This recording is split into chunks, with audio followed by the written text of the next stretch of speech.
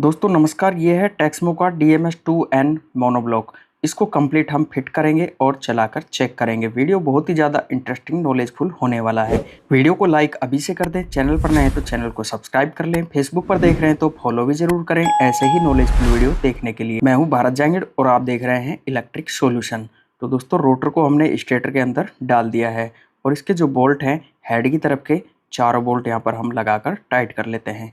दोस्तों पूरा वीडियो ध्यान से देखना है, कहीं से स्किप नहीं करना है ताकि मोनोब्लॉक फिटिंग रिपेयरिंग की कोई भी जानकारी आपसे मिस ना हो। यहाँ पर दोस्तों दोनों बोल्टों को टाइट करने के बाद में हम नीचे के बोल्ट लगाएंगे तो मोटर को हमें उल्टा रखना पड़ेगा। अब ये जो दोनों बोल्ट हैं इनको भी टाइट कर लेते हैं। मोटर को सीधा रख लेते हैं। वज़न काफ़ी ज़्यादा आता है, काफ़ी हैवी मोनोब्लॉक पंप है ये, बहुत ही अच्छी क्वालिटी का। अब लगाते हैं बैक कवर। तो क्लच प्लेट के पॉइंट वगैरह चेक कर लेने हैं, अच्छे से काम कर रहे हैं ना, कहीं पर कार्बन वगैरह नहीं होना चाहिए ताकि मोटर स्टार्टिंग में प्रॉब्लम ना करे। तो चलिए ये ठीक है। तो यहाँ पर क्लच प्लेट के दोनों वायर यहाँ पर बाहर निकाल लेते हैं और जो बैक कवर है इसको यहाँ पर लगा देते हैं। पीछे वाला बैरिंग प्लेट है जो हैमर से चारों तरफ से बराबर बराबर इसको ठोकना है, ये पूरा फिक्स हो जाएगा आराम से। अब इसके बोल्ट लगा लेंगे पूरा टाइट करने से पहले। तो इसके चारों जो बोल्ट हैं इनको यहाँ पर लगाकर टाइट कर लेते हैं। तो इनको यहाँ पर 10 नंबर के टी स्पिनर से मैं टाइट कर रहा हूँ ताकि ये जल्दी टाइट हो जाएंगे। अब एक बार शाफ्ट को घुमाकर चेक कर लेते हैं। तो ये देखिए मोटर फ्री है, कोई दिक्कत नहीं है, आराम से घूम रही है। तो मोटर को इस तरह से रख लेते हैं। अब करेंगे कनेक्शन। तो सबसे पहले एक कैपेसिटर लगा देते हैं। एक तो है 40-60 MFD का, यानी कि रनिंग कैपेसिटर है हमारा 15 MFD का और स्टार्टिंग कैपेसिटर है 40-60 MFD का। तो चलिए दोनों कैपेसिटर यहाँ पर लगाकर सेट कर देते हैं। पहले तो इसके दोनों स्क्रू लगा देते हैं। तो दोस्तों ये जो कैपेसिटर है इनको किस तरह से लगाना है इसकी जानकारी आप ध्यान से देखिए। तो इसके बाद में दोस्तों ये जो फ़ैन है इसका फ़ैन तो हमें नया लगाना पड़ रहा है क्योंकि मोटर जब जली थी तो पुराना फ़ैन पिघलकर अनबैलेंस हो गया था। और फ़ैन लगाना काफ़ी ज़रूरी होता है मोनोब्लॉक के अंदर, खासकर इसमें तो सभी मोटर में वैसे जो कूलिंग फ़ैन है लगाना चाहिए। तो यहाँ पर फ़ैन हमने लगा दिया है और इसका पिन भी यहाँ पर लॉक कर दिया है, निकलेगा नहीं, अपनी जगह पर फिक्स रहेगा। तो मोटर फ्री घूम रहा है। अब लगाते हैं कनेक्शन प्लेट। ये कनेक्शन प्लेट फिक्स हो गया है। तो अब यहाँ पर दोस्तों सबसे पहले तो हम चेक करेंगे मोटर के अंदर कोई अर्थिंग शॉर्टिंग तो नहीं है। तो सीरीज टेस्टिंग लीड हमने यहाँ पर लगा लिया है और ये देखिए यहाँ पर ग्रीन कंटिन्यूटी आ रहा है, वाइट में भी कंटिन्यूटी आ रहा है और ये रेड रेड हमारे क्लच प्लेट के हैं, इन पर भी कंटिन्यूटी आ रहा है। बॉडी अर्थ चेक करते हैं सभी वायर से। तो यहाँ पर कोई भी यहाँ पर अर्थिंग वगैरह कहीं पर भी नहीं है, कहीं पर भी शॉर्टिंग नहीं है, कोई दिक्कत नहीं है। अब यहाँ पर कनेक्शन कर लेते हैं। तो वाइट वायर हमारे हैं रनिंग के और ग्रीन वायर हैं स्टार्टिंग के।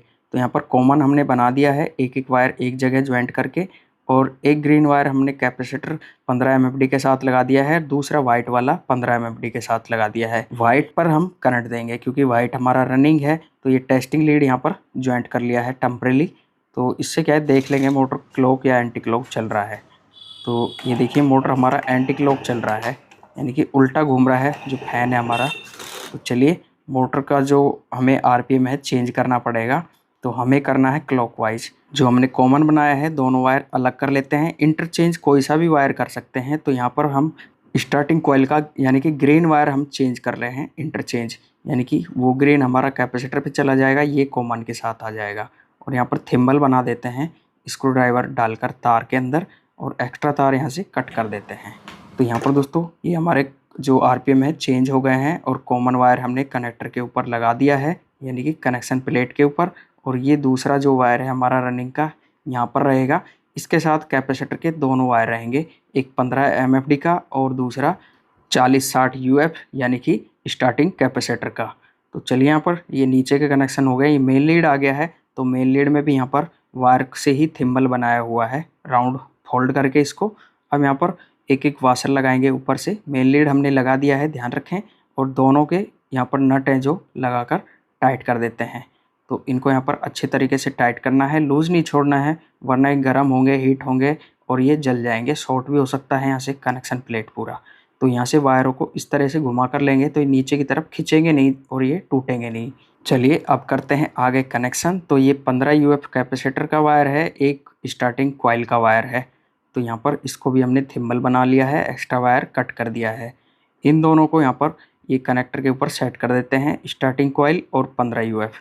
उसके बाद में यहाँ पर क्लच का जो वायर है एक हमने यहाँ पर लगा दिया है। तो तीनों वायरों को यहाँ पर वाशर लगाकर नट लगा दिया है, इसको भी यहाँ पर टाइट कर देते हैं। अब सिर्फ कनेक्टर का एक ही पॉइंट खाली बचा है और कनेक्शन के सिर्फ 2 ही वायर बचे हैं, रेड। एक कैपेसिटर है हमारा स्टार्टिंग वाला और एक है हमारा क्लच प्लेट का वायर। जो ये जो चौथा पॉइंट है इसके ऊपर 2 ही वायर रहेंगे, तो इनको भी यहाँ पर टाइट कर देते हैं।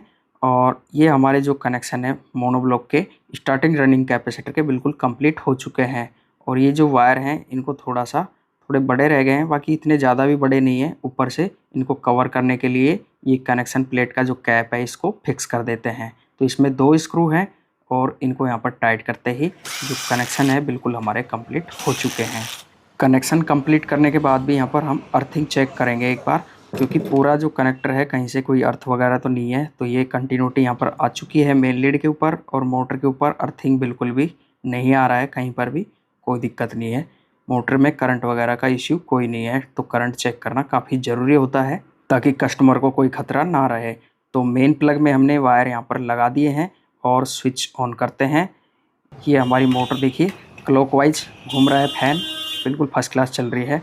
एम्पियर मीटर यानी कि क्लैंप टेस्टर यहाँ पर लगाते हैं, एम्पियर भी चेक कर लेंगे मोटर के। तो यहाँ पर अब चालू करते हैं।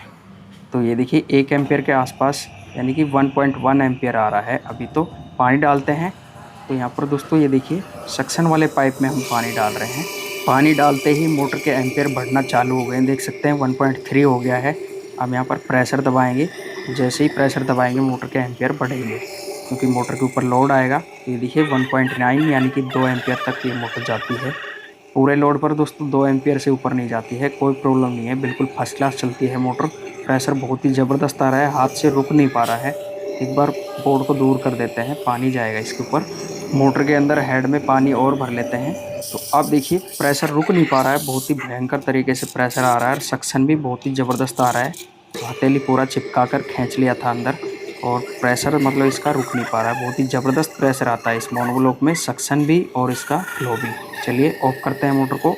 मोटर की फिटिंग टेस्टिंग एकदम बिल्कुल कंप्लीट हो गई है, एम्पियर भी चेक हमने कर लिए हैं।